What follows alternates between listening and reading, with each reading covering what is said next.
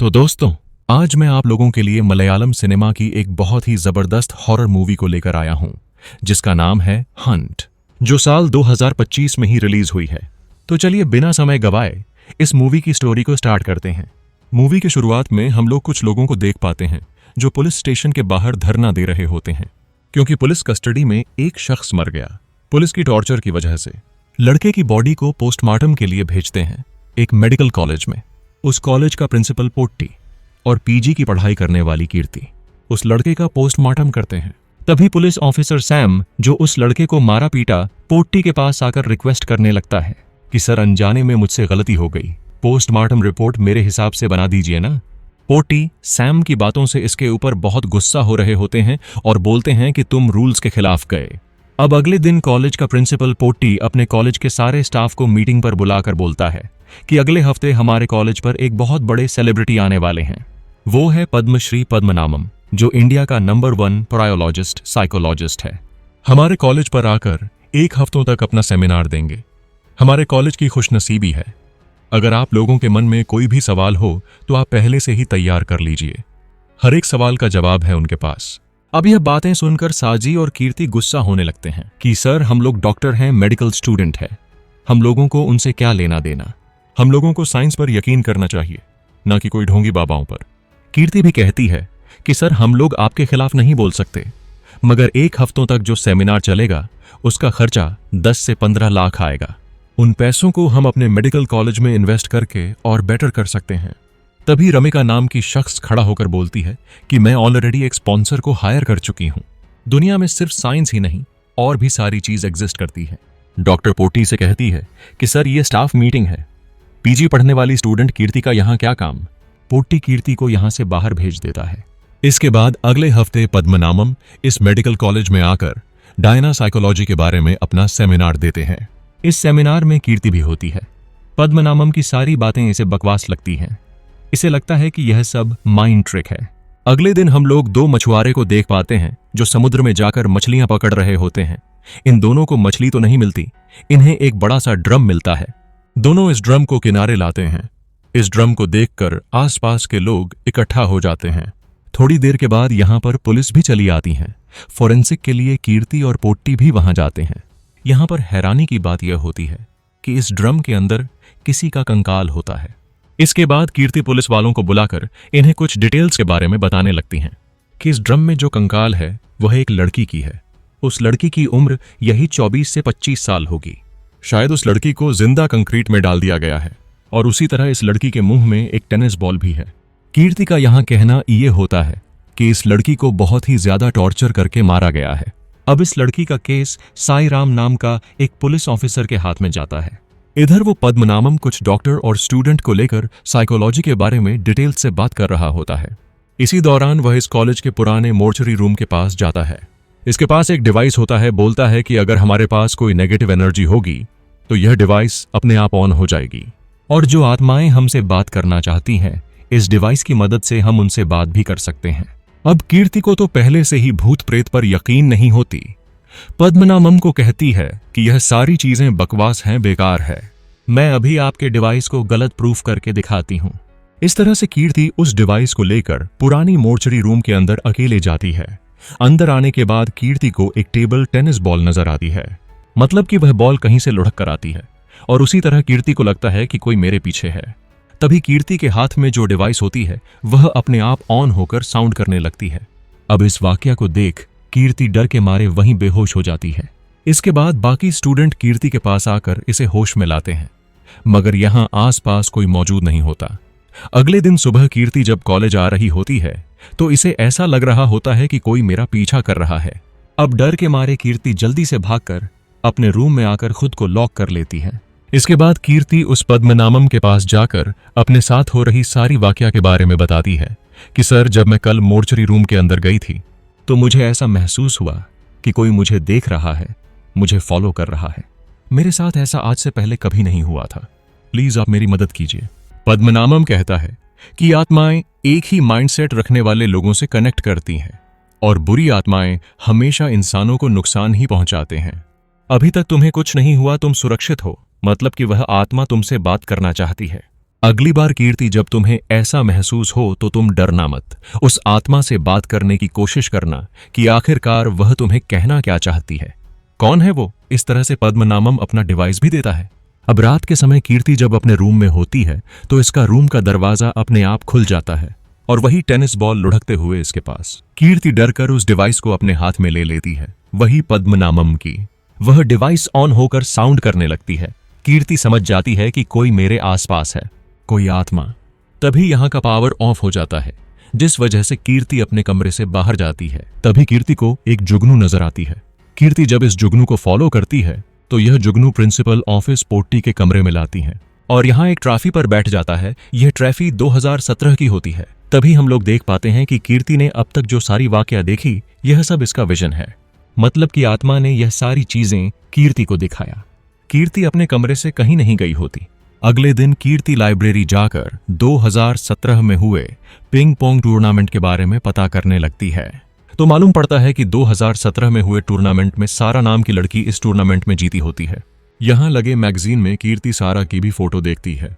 इसके बाद कीर्ति अपने फ्रेंड अरविंद से मुलाकात करके इन सारी वाकया के बारे में बताती है और उसी तरह कीर्ति उस ट्रॉफी से सारा का फिंगरप्रिंट भी हासिल कर लेती है। इसके बाद कीर्ति 2017 में उस समय के न्यूज़पेपर को निकालकर जो सारी वाकया घटी उन सब के बारे में पढ़ने लगती है। अब सारे न्यूज़पेपर खंगालने के बाद कीर्ति को एक आर्टिकल से मालूम पड़ता है कि इस कॉलेज में थॉमस नाम का एक प्रिंसिपल यहाँ एक ऑर्गेनिक कैंटीन को ओपन किया था। थॉमस जब कैंटीन के ओपनिंग पर आया था तो सारे कॉलेज के स्टूडेंट इससे मिलकर अपनी प्रॉब्लम के बारे में बताता है। सारा और इसका फ्रेंड शानू इस हेल्थ मिनिस्टर को कहते हैं कि हमारे कॉलेज में फैसिलिटी नहीं है, ढंग की ना ही दवाइयां हैं और नहीं सुविधाएं। इस तरह से स्टूडेंट थॉमस से बहुत सारे सवाल जवाब करते हैं। इस पर थॉमस इन स्टूडेंट को कोई जवाब नहीं देता, चुपचाप यहां से निकल जाता है।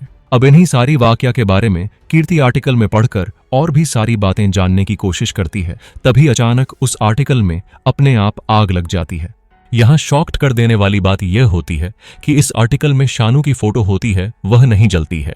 तभी उसी समय टीवी पर न्यूज चैनल में एक न्यूज चलने लगती है कि कुछ दिनों पहले एक ड्रम में कंकाल मिला। वो कंकाल किसी और का नहीं बल्कि कॉलेज स्टूडेंट सारा की है। इस न्यूज को देखकर तो कीर्ति के होश ही उड़ जाते हैं और वहीं पर शानू इस न्यूज को देखकर वह भी रोने लगता है। सारा के साथ बिताए कुछ बातों को याद करने लगता है और यहां से सीन छोटी सी फ्लैशबैक में जाती है। सारा और शानू की बैच उस कॉलेज में सीनियर्स होते हैं, तो दोनों बहुत ही अच्छी तरह से अपने जूनियर्स की रैगिंग करते रहते हैं। अब जैसे जैसे समय बीतता है, धीरे धीरे करके सारा और शानू दोनों एक दूसरे से प्यार करने लगते हैं। शानू जब सारा को प्रपोज करता है तो सारा कहती है कि मैं किसी दूसरे लड़के से प्यार करती हूँ, मतलब कि झूठ बोलकर इसके साथ थोड़ा मजाक करती है। इसके बाद शानू एक हफ्तों के लिए किसी दूसरे मेडिकल कैंप पर जाता है, मगर यह उदास होता है तो सारा इसे सच बता देती है कि मैं किसी दूसरे लड़के से नहीं, सिर्फ तुमसे ही प्यार करती हूँ। शानू भी बहुत खुश होकर उस मेडिकल कैंप पर जाता है। अब एक हफ्ते के बाद शानू वापस आता है तो इसे मालूम पड़ता है कि सारा मिसिंग है। अब प्रेजेंट टाइम पर कीर्ति जब अपने रूम में होती है तो सारा की आत्मा फिर से इसके पास आती है। तभी वह बॉल कीर्ति के रूम में आकर इसके लैपटॉप में सारा का ईमेल आईडी ओपन करता है। दरअसल यहाँ सारी वाकया दोबारा से कीर्ति का विजन होता है। कीर्ति समझ जाती है कि सारा अपना ईमेल आईडी मुझे ओपन करवाना चाहती है। कीर्ति ईमेल आईडी तो ओपन कर लेती है, मगर उस टेनिस बॉल ने पासपोर्ट क्या टाइप किया ये भूल जाती है। कीर्ति को कुछ भी समझ नहीं आ रहा होता, लेकिन 2-4 बार कोशिश करती है तो सारा का ईमेल आईडी ओपन कर ही लेती है। सारा के ईमेल आईडी में कुछ ड्राफ्ट मेल होते हैं। कीर्ति एक ईमेल को ओपन करके जब पढ़ती है तो इसे हैरान कर देने वाली सच्चाई मालूम पड़ती है। कीर्ति के तो होश ही उड़ जाते हैं और इस तरह से कहानी फ्लैशबैक में जाती है। एक दिन सारा, कनमणि, कुंझाड़िया यह लोग कैंटीन में बैठे होते हैं। तभी इनके व्हाट्सएप ग्रुप में एक मैसेज आता है। मैसेज यह होता है कि हेल्थ मिनिस्टर के ऑर्गेनिक कैंटीन में खाना खाने की वजह से कुछ बच्चों को फूड पॉइजनिंग हुआ। सारे बच्चे वही मेडिकल कॉलेज में ही ट्रीटमेंट ले रहे हैं। अब यह बातें मालूम पड़ने पर यह लोग जल्दी से वहां जाते हैं। यहां आते हैं तो शॉक्ड कर देने वाली बात यह होती है कि यहां पर एक भी बच्चा नहीं होता। तीनों यही सोचने लगते हैं कि शायद यह कोई फेक न्यूज होगी। इस तरह से तीनों जब यहां से जाने ही वाले होते हैं तो एम्बुलेंस में काफी सारे बच्चों को यहां पर लाया जाता है। सारा और इसका फ्रेंड पूरे दिन उन बच्चों का ट्रीटमेंट ही करते रहते हैं। ट्रीटमेंट करते करते अब रात हो जाती है इसके बाद कनमणि को इसी फ्लोर पर एक दवाई की शीशी नजर आती है। फालतू की समझकर इसे डस्टबिन में फेंक देती है। सारा से कहती है कि रूम पर जा रही हूं, अगर कोई प्रॉब्लम हो तो तुम मुझे बताना। इस तरह से सारा रूम पर चली जाती है। तभी टीवी पर न्यूज चलने लगती है कि आज कुछ बच्चे फूड पॉइजनिंग होकर अस्पताल में एडमिट हुए। उनमें से एक बच्चा, जिसका नाम कालिदास है, वह ट्रीटमेंट के दौरान ही मर गया। यह सच्चाई जानकर सारा की तो होश ही उड़ जाते हैं कि यह कैसे हो सकता है। मैंने तो सारे बच्चे को चेक किया, सब ठीक ठाक थे, कल डिस्चार्ज भी होने वाले थे। प्रेजेंट टाइम पर यही सारी वाकया कीर्ति उस ईमेल में पढ़ रही होती है। इस ईमेल को पढ़ने के बाद कीर्ति बहुत रोने लगती है, क्योंकि जो बच्चा मरा कालिदास, वो कोई और नहीं, कीर्ति का छोटा भाई होता है। इसी वजह से सारा कीर्ति से कांटेक्ट करना चाहती है और धीरे धीरे करके सारी सच्चाइयां बताना चाहती है। फिर से सारा फ्लैशबैक में उसी कालिदास के बारे में सोच रही होती है कि कैसे सिर्फ एक बच्चे की मौत हो गई। आखिर हम लोगों से कहां पर गलती हुई होगी। तभी सारा को उस रात के इंसिडेंट्स के बारे में याद आती है कि कनमणि ने दवाई की शीशी डस्टबिन में डाली थी। सारा जल्दी से डस्टबिन के पास जाकर उस दवाई की शीशी को ढूंढने लगती हैं। जब इसे वह दवाई मिल जाती है तो यह बहुत गुस्सा हो रही होती है कि यह दवाई तो बच्चों को नहीं दी जानी चाहिए, यह दवाई तो बच्चों के लिए बहुत डेंजरस है। इसके बाद सारा लैब में जाकर कालिदास की ब्लड को लेकर चेक करने लगती है कि उसके ब्लड में यह दवाई है या नहीं। मालूम पड़ता है कालिदास की बॉडी में यह दवाई थी और इसी दवाई की वजह से उस बच्चे की मौत हुई। सारा यही सारी बातें रमिका के पास जाकर बताती है कि सारे बच्चे हमारे मेडिकल कॉलेज पर आए ट्रीटमेंट के लिए। ट्रीटमेंट के बाद सारे बच्चे हेल्दी थे, वो बच्चे सब डिस्चार्ज होने वाले थे।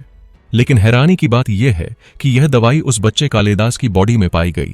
किसी ने जानबूझकर इस दवाई को उस बच्चे कालिदास की बॉडी में डाला। और उसी तरह जब हम लोग कैंटीन में थे तो हमारे व्हाट्सएप ग्रुप पर एक मैसेज आया कि बच्चे फूड पॉइजनिंग की वजह से अस्पताल में एडमिट हुए हैं।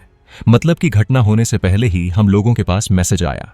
यह घटना होने वाली थी, इस बारे में जरूर किसी को पहले से ही मालूम थी। मैडम, हमारे कॉलेज में जरूर कुछ गलत हो रहा है, इसके बारे में हम लोगों को पता करनी चाहिए मैडम। रमिका कहती है कि हम लोग जल्दबाजी में उलटे सीधे कदम नहीं ले सकते, इस बारे में हम लोगों को पोटी सर से परमिशन चाहिए। और हाँ, एक बात तुम ध्यान रखना, इस बारे में किसी को बताना नहीं। मैं खुद इसके बारे में पोटी सर से बात करूंगी। सारा अपने रूम पर आकर इसके बारे में और जानकारी इकट्ठा करके एक मेल तैयार करती है और उसे अपनी ड्राफ्ट में सेव कर लेती है। मतलब कि रमिका जब परमिशन लेकर आएगी तो सारा इस मेल को हर किसी के पास भेज देगी। प्रेजेंट टाइम पर कीर्ति अपने फ्रेंड अरविंद और शानू को उस मेल के बारे में बताती है कि पोस्टमार्टम में तो जरूर मालूम पड़ेगा ना। शानू कहता है कि इसका मतलब किसी ने पोस्टमार्टम रिपोर्ट को भी मैनेज कर लिया, मैनुपुलेट कर लिया। रमिका इस बारे में जानती हैं और साथ ही साथ इस बारे में डॉक्टर पोटी भी जानते होंगे। कीर्ति कहती है कि नहीं, मुझे नहीं लगता कि इस मामले में पोटी सर इन्वॉल्व होंगे। शानू कहता है कि अब हम लोगों को यही मालूम करना होगा कि आखिरकार इस मामले में कौन कौन इन्वॉल्व है। इसके बाद सानू कंप्यूटर लैब पहुंचता है और वहां से सारा का ईमेल आईडी ओपन करके रमिका के ईमेल पर वही सारा का मेल सेंड करता है। इस ईमेल को देखकर रमिका के तो होश ही उड़ जाते हैं कि सारा के ईमेल आईडी से मेरे पास कौन मेल किया। वह जल्दी से किसी के पास कॉल करके बोलती है कि मुझे तुमसे मिलना है। अब उसी समय कीर्ति डॉक्टर पोट्टी के पास होती है, यह जानने के लिए कि क्या रमिका डॉक्टर पोट्टी के पास कॉल की। तो रमिका डॉक्टर पोट्टी के पास कॉल नहीं की होती, वह जल्दी से कहीं पर जाने लगती है। अब यह तीनों भी रमिका का पीछा करने लगते हैं कि आखिर यह किसे मिलने के लिए जा रही है। रमिका अपने फार्म हाउस पर आकर यहाँ किसी का आने का इंतजार कर रही होती है। शानू कीर्ति को बोलता है कि तुम गाड़ी में ही बैठी रहो, मैं अंदर जाकर देखता हूँ कि रमिका किसे मिलती है। तभी कीर्ति को दोबारा से विजन आने लगते हैं। उस विजन में कीर्ति यह देखती है कि रमिका को किसी ने मार दिया, मतलब कि सारा की आत्मा ने ही रमिका को खत्म कर दिया। तो ठीक ऐसा ही रमिका के साथ कुछ हॉरर इंसिडेंट्स पेश आकर उसकी मौत हो जाती है। तभी वहां पर एक शख्स रमिका से मिलने के लिए आता है और यह शख्स कोई और नहीं, सारा का फ्रेंड कुंजरिया होता है। शानू इस वाकया को खिड़की से देखकर शॉक्ड में रह जाता है कि आखिर यहाँ कुंजारिया कर क्या रहा है। क्या सारा को खत्म करने में कुंजारिया का भी हाथ है? कुंजारिया जब यहाँ रमिका की लाश को देखता है तो डर के मारे वह यहाँ से जल्दी से भाग निकलता है। इसके बाद पुलिस फोरेंसिक टीम रमिका के फार्म हाउस पर पहुंचती है। डॉक्टर पोटी भी यहाँ पर होता है। पुलिस ऑफिसर साई राम से कहता है कि मैं रमिका को अच्छी तरह से जानता हूं, वह सुसाइड नहीं कर सकती। पुलिस की टीम जब यहाँ पर लगे सीसीटीवी फुटेज को चेक करती हैं तो उस फुटेज में यह लोग कुंजारिया को देखते हैं जो थोड़ी देर पहले रमिका से मिलने के लिए आया था। तो कुंजारिया को पुलिस स्टेशन बुलाकर इसे इन्वेस्टिगेशन करने लगते हैं पूछताछ करते हैं कि तुम रमिका के फार्म हाउस पर क्यों गए थे? क्या तुम ही ने रमिका को मारा? कुंजारिया कहता है कि सर आप लोग मेरा यकीन करो, मैंने रमिका मैडम को नहीं मारा। उन्होंने मुझे फोन करके वहां बुलाया तो मैं उनसे मिलने के लिए गया। जब मैं वहां पहुंचा तो ऑलरेडी रमिका मैडम मरी पड़ी थी। डर के मारे मैं वहां से भाग निकला। साईराम कहता है कि तुम फिर भी इस केस का प्राइम सस्पेक्ट हो, मुझसे बिना पूछे तुम कहीं मत जाना। इस तरह से कुंजारिया को यहां से भेज देते हैं और अगले ही सीन में हम लोग देखते हैं कि कुंजारिया को किसी ने किडनैप कर लिया। कुंजारिया को किडनैप करने वाले कोई और नहीं, यही 3 लोग होते हैं, कीर्ति, शानू, अरविंद। कुंजारिया को मारपीट कर कैमरा ऑन करके इससे पूछते हैं कि बताओ आखिरकार रमिका मैडम तुम्हें कॉल करके अपने पास क्यों बुलाया? तुम हम लोगों से क्या छुपा रहे हो? क्या सारा को जान से खत्म करने में तुम्हारा भी हाथ है? अब जो हुआ वह सारी बातें कुंजारिया इन लोगों को बताता है कि जब बच्चे फूड पॉइजनिंग की वजह से अस्पताल में एडमिट होते हैं तो वहां कुंजारिया भी बच्चों का ट्रीटमेंट करते रहता है। उसी समय रमिका कुंजारिया के पास फोन करके अपने पास बुलाती है। रमिका के पास miracle ads private limited company का एमडी अकबर भी होता है। अकबर इन दोनों को कहता है कि फिलहाल तो सारे बच्चे अस्पताल में एडमिट हो गए हैं, हम लोगों को फेक न्यूज फैलानी होगी कि फूड पॉइजन की वजह से एक बच्चा मर गया और हो सके तो एक बच्चे को खत्म भी कर दो, उसके लिए मेरे पास एक दवाई भी है। अकबर की ये बातें सुनकर कुंजारिया के तो होश ही उड़ जाते हैं। वो इसके लिए मना कर रहा होता है, लेकिन अकबर रमिका और कुंजारिया को पैसे देकर खरीद लेता है कि मैं तुम दोनों को 2 करोड़ रुपए दूंगा। अब पैसों की लालच में कुंजारिया उसी रात अस्पताल जाकर कालिदास नाम के बच्चे के बोतल में उस दवाई को इंजेक्ट कर देता है। उस समय कालिदास होश में ही होता है। वह कुंजारिया का हाथ पकड़ लेता है। अब डर के मारे कुंजारिया उस दवाई को नीचे फेंक देता है। इसके बाद सारा उस दवाई के बारे में रमिका को बताने लगती हैं। रमिका अकबर और कुंजारिया को बुलाकर इसी सारा के बारे में बताती हैं। अकबर कहता है कि इस प्रॉब्लम से बाहर निकलने का मात्र एक ही रास्ता है, अब हम लोगों को सारा को रास्ते से हटाना पड़ेगा। कुंजारिया मना करता है, कहता है कि अब मुझे इस लफड़े में नहीं पड़ना। पैसों की लालच में आकर मैंने तो ऑलरेडी एक बच्चे की जान ले ली, लेकिन अब मैं सारा को नहीं मार सकता। अकबर यहां कुंजारिया को ब्लैकमेल करता है कि वो बच्चा कालिदास तेरी वजह से मरा, अगर मैं ऐसी न्यूज वायरल कर दिया तो तुम्हारा लाइसेंस रद्द, तुम्हारा करियर खत्म, तुम्हारे पास हम लोगों के साथ देने के अलावा दूसरा रास्ता है ही नहीं। तो अब कुंजारिया इन लोगों का साथ देता है। अब उसी रात सारा टेबल टेनिस प्रैक्टिस करके जब अपने रूम में जा रही होती है, तभी कुंजारिया सारा को जख्मी करके इसे अकबर के हाथों सौंप देता है। दरअसल सारा को पहले यह सच्चाई मालूम नहीं थी कि मेरा एक्सीडेंट करने वाला कुंजारिया था। अब यह सच्चाई जानकर शानू कुंजारिया को बहुत मारने पीटने लगता है। कीर्ति और अरविंद इसे रोकने लगते हैं, इसे समझाने लगते हैं। इसी दौरान कुंजारिया यहां से भाग जाता है। इसी वक्त कीर्ति को फिर से विजन आने लगते हैं। इस बार इस विजन में कीर्ति का भाई कालिदास की आत्मा कुंजारिया को मारने की कोशिश कर रहा है। कुंजारिया अपनी जान बचाने के लिए रेलवे ट्रैक पर पहुंचता है, तभी सामने से ट्रेन आकर इसे ठोक देती है। तो रियल लाइफ में भी ऐसा ही हुआ होता है, कुंजारिया रेलवे ट्रैक के नीचे आकर मर चुका होता है। इसके बाद पुलिस वाले यहां आते हैं, कुंजारिया की लाश को पोस्टमार्टम के लिए भेज देते हैं और यही सोच रहे होते हैं कि रमिका कुंजारिया दोनों ने खुद को खत्म किया। पुलिस वाले इस केस का इन्वेस्टिगेशन कर रहे होते हैं तो इन्हें एक बात मालूम पड़ती है कि जिस दिन रमिका मरी उस दिन शानू की गाड़ी रमिका के फार्म हाउस आई थी। इसके बाद पुलिस वाले जब रमिका और कुंजारिया का व्हाट्सएप हिस्ट्री को चेक करते हैं तो ये दोनों सारा के मर्डर केस के बारे में डिस्कस कर चुके होते हैं। इन दोनों को डिस्कशन के बीच अकबर का भी नाम सामने आया होता है। पुलिस वाले यही डिसाइड करते हैं कि अब हम लोग उस अकबर से भी पूछताछ करेंगे। दरअसल अकबर सेक्रेटली पॉलिटिक्स पार्टी के लिए काम करते रहता है। सत्येंद्रा नाम के एक मिनिस्टर को फुल सपोर्ट करता है। इस इलेक्शन में सत्येंद्रा को जितवाने के लिए ही अपोजिशन पार्टी के मेंबर मतलब कि थॉमस को झूठे केस में फंसाने लगता है। वही कैंटीन में बच्चों का फूड पॉइजनिंग हुआ जिस वजह से एक लड़के की मौत हुई। यह तो ऐसी झूठी खबर फैला नहीं सकता, इसलिए पैसों की लालच देकर कुंजारिया के हाथों कालिदास को मरवा दिया। पुलिस वाले जब अपने तरीके से अकबर से पूछताछ करते हैं तो अकबर सारा सच बता देता है और पुलिस को यह भी धमकी देता है कि आपके पास कोई सबूत नहीं है मेरे खिलाफ, आप लोग मेरा कुछ नहीं बिगाड़ सकते। इस वजह से पुलिस ऑफिसर इसका कुछ नहीं कर पाते क्योंकि बिना सबूत के इतने बड़े आदमी को अरेस्ट नहीं कर सकते। तभी टीवी पर एक शॉक्ड कर देने वाली न्यूज चलने लगती है, मतलब कि कीर्ति, अरविंद, शानू तीनों ने मिलकर कुंजारिया का एक वीडियो बनाया था ना, उस वीडियो को सोशल मीडिया पर वायरल कर देते हैं। वही कुंजारिया का स्टेटमेंट। पुलिस वाले भी इस न्यूज को देखकर हैरान होते हैं। इसका मतलब अकबर ने हमें पूछताछ में जो सारी बातें बताई वह सब सच है। इधर हम लोग कीर्ति, शानू, अरविंद तीनों को देख पाते हैं जो अकबर को किडनैप कर लेते हैं और इस अकबर को ठीक सारा की तरह ही जान से खत्म करने का डिसाइड करते हैं। इसके मुंह में टेनिस बॉल डालकर जो दवाई कालिदास की बॉडी में डाली थी वही दवाई तैयार करते हैं इसके बॉडी में डालने के लिए। इधर हम लोग पुलिस वाले को देख पाते हैं जो अकबर का फोन ट्रैक कर रहे होते हैं।